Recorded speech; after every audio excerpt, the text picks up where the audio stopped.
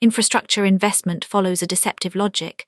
Deferring renewal today saves budget in the short run, but accelerates failure rates as assets age past their replacement threshold, ultimately costing more in emergency repairs than the deferred planned renewal would have. Auckland has been in this trap across multiple asset classes. The renewal backlog is not a fixed number but a growing one. Each year of deferral extends the backlog and increases the probability of failure. The trap is self-reinforcing. Emergency repairs consume capital that would otherwise fund planned renewal, reducing the planned renewal rate and accelerating future failures. Auckland's development pattern has repeatedly produced communities without adequate infrastructure.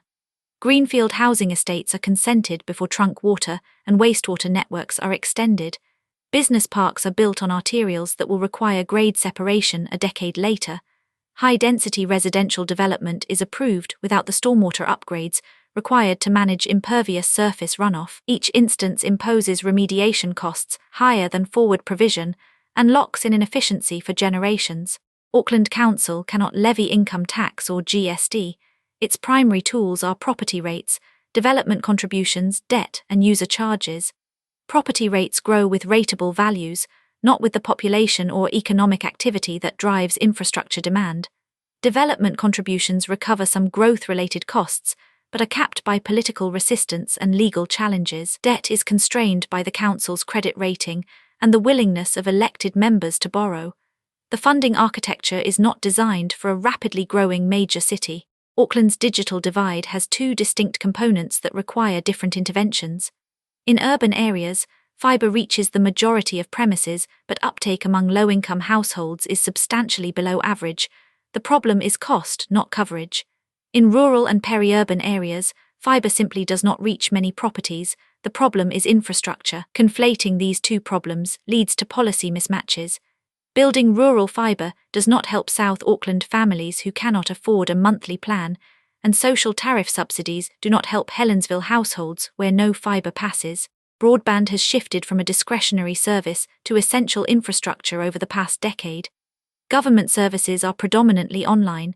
Job applications, benefit management, health appointments, and school homework all require reliable internet access. Households without it face a growing participation penalty that compounds other disadvantage. The cost of closing the digital divide is modest relative to its social return. Auckland is an electricity consumer, not a generator. Its power comes via long transmission lines from Waikato geothermal and hydro, and Northland gas peakers. The 1998 Auckland CBD power crisis, when 4 underground cables failed within weeks of each other, leaving the city centre without power for 5 weeks, remains the reference event for what transmission failure looks like for a major city. Infrastructure investment since 1998 has improved resilience, but N1 and N2 scenarios on the main transmission corridors still pose significant risk to Auckland's electricity supply. Decarbonising transport and heating is both a policy objective and an accelerating market trend.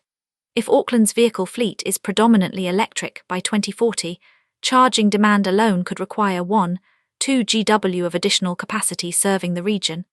This is a known planning challenge with a known lead time.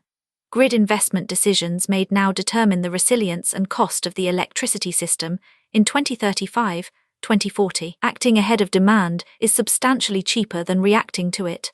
Auckland's combined sewer system, where stormwater and wastewater share the same pipes in older parts of the network, overflows during heavy rainfall when combined flows exceed pipe and treatment capacity.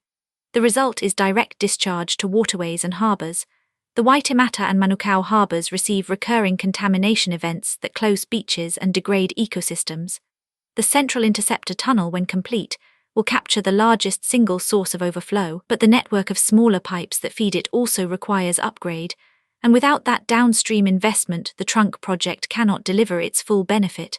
Auckland's water supply depends primarily on the Waitakere and Hunya catchments, which are vulnerable to sustained drought and to contamination events. The 2020-21 drought was a serious stress test, requiring restrictions when storage fell to 40% of capacity and exposing the absence of adequate secondary supply options.